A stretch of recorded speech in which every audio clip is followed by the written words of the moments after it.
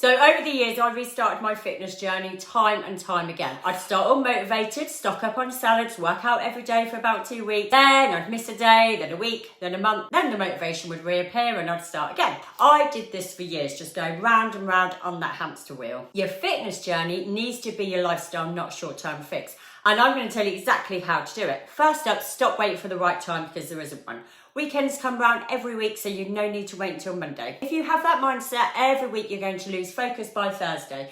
And dealing with inconsistency just might be one of your biggest hurdles. So the best way to think of it is to make this a lifestyle change. And the best way to do that is not to start a fitness journey. You just need to change your lifestyle a little bit at a time. All you need to do to start right now is take a look at your diet, clean it up and get yourself moving. Making this a lifestyle change will be your biggest flex. Let's face it, the reason people start a fitness journey is because they want to lose weight for a holiday or get a big bum or a smaller waist. We've all done it, and many times that was why I'd start something too. But results don't happen immediately, they never do. So just like anyone else, I'd lose the motivation to carry on because it wasn't working. I never once saw the results, even after a month of workouts and living on salads. Why you want to get fit needs to go deeper. You need to start thinking about your why. I'll tell you what your why should be. It should be for overall health, your mental health, your physical health, so you can wipe your own arse when you get older, your quality of life, your confidence. Make working out a priority, not just something you do when you have the time. Never rely on motivation. Motivation is a short-term thing. Motivation will not get you to the gym when it's dark outside and raining. Your workout should sit in the same place as work, cooking dinner, taking the kids to school. It's not something we always feel like doing, but we have to.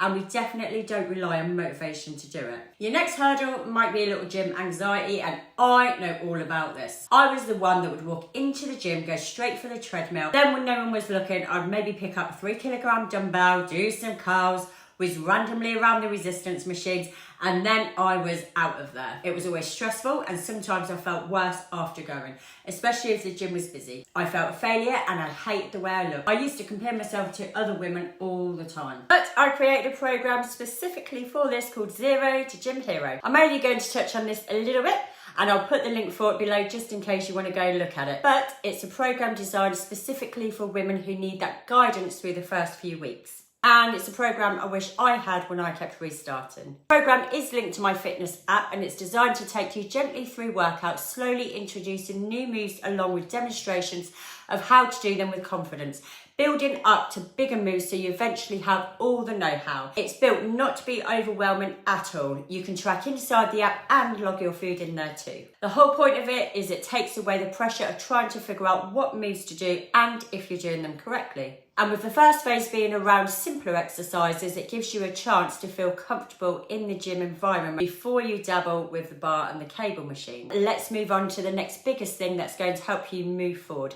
your diet. When I say diet, I mean the food you consume, what actually goes into your mouth. I'd always suggest you don't go on a diet. Just start understanding foods much better, and that can start immediately the next time you eat something. If you need to lose a bit of baggage, the only way that will happen is if you put yourself into a calorie deficit. Every single diet works this way. That is how you lose weight. Now, do not overcomplicate this part. Let's strip it right back. You only need to eat less food than your body uses in a day and you'll lose weight. So how many calories do you burn each day? Okay, so we don't know yet exactly.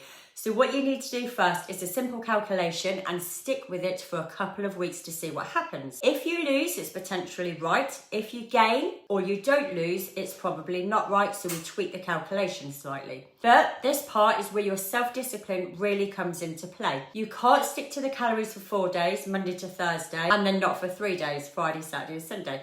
It will not work. You have to stay consistent with this every single day. So yeah, this will interfere with social events a little, but then if you want change, you have to change. So how do we make this new calorie target sustainable?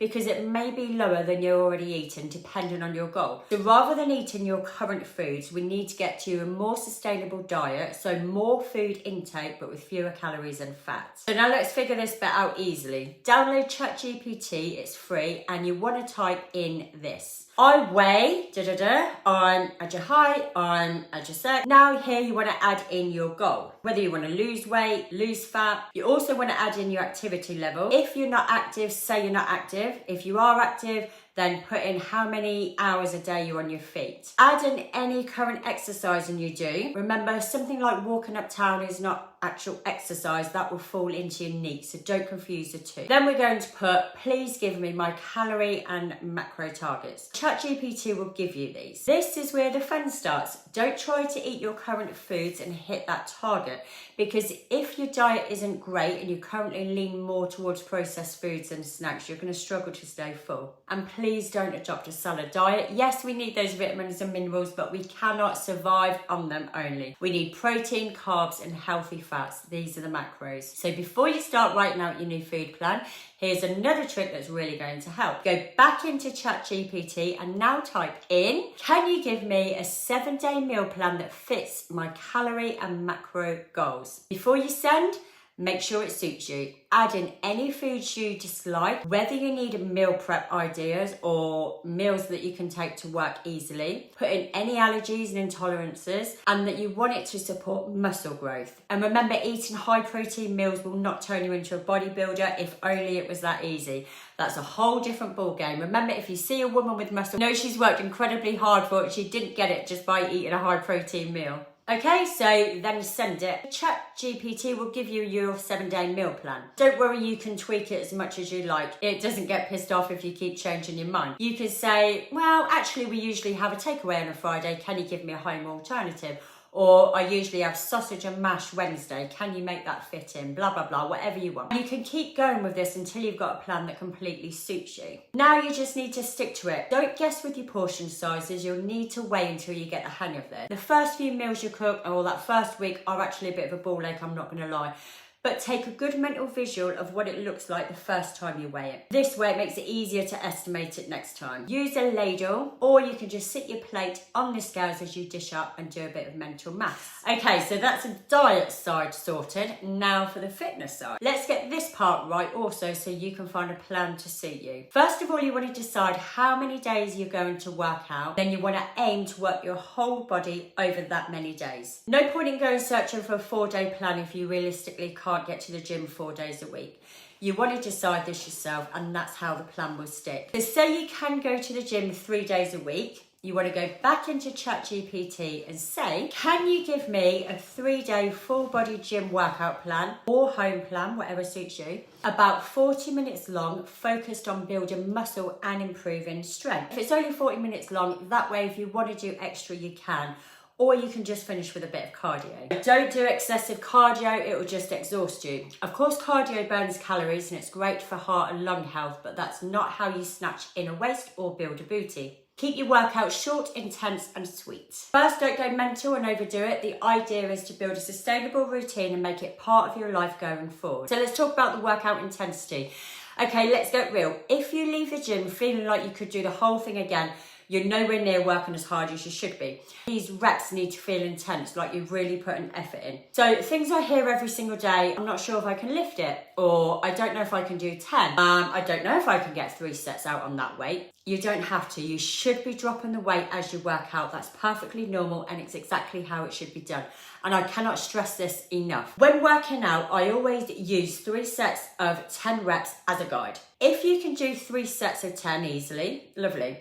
But how do you feel after? Could you do 3 or 5 or 10 reps more? If you could do another 6 or more, you're not lifting heavy enough. So first of all, get your form spot on. If nothing's twinging or getting pissed off, like your elbow, your shoulder, if everything's moving as it should, get that weight up. Now can you do 3 sets of 10?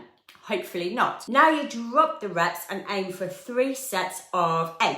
And then you want to build those reps back up to 10. This is progression and it's absolutely fine. When you go on to set 3, if you can't get more than 4 or 5 reps out, drop the weight slightly and continue the set. That shows the muscle is fatigued and is working hard, and that's exactly what you're chasing. So just be mindful of your failure. If you're lifting dumbbells overhead and you do hit failure, muscular failure, that dumbbell's coming down. So for things like the overhead moves, use resistance machines. If it's something like a bicep curl, that's safe to fail with, your arm just won't come up. The other type of failure to look out for is mechanical failure. If you can't technically lift it with good form and your whole body's getting involved, that's mechanical failure. So drop the weight. There's no point in curling a dumbbell if your whole body's helping. Keep the target muscle doing the work. Okay, so flipping it over now, here's where I can help you with all of this. If you feel you do want a little bit of support, I'm not going to go crazy and sell my business now. I've just told you how to do it all for free. But sometimes we need a bit of help just to get started. And that's totally fine. I can support you with my online training via my app. I can help you with workout design or setting your calories and your macros. And you can track those on the app along with logging your food, and I can look in and support you. I'll be there to offer advice and help along the way. Have a go. It's always nice to know you've got someone to check in with and offer words of support and help keep you on track. Enjoy, good luck, and remember this is a lifestyle, not a quick fix.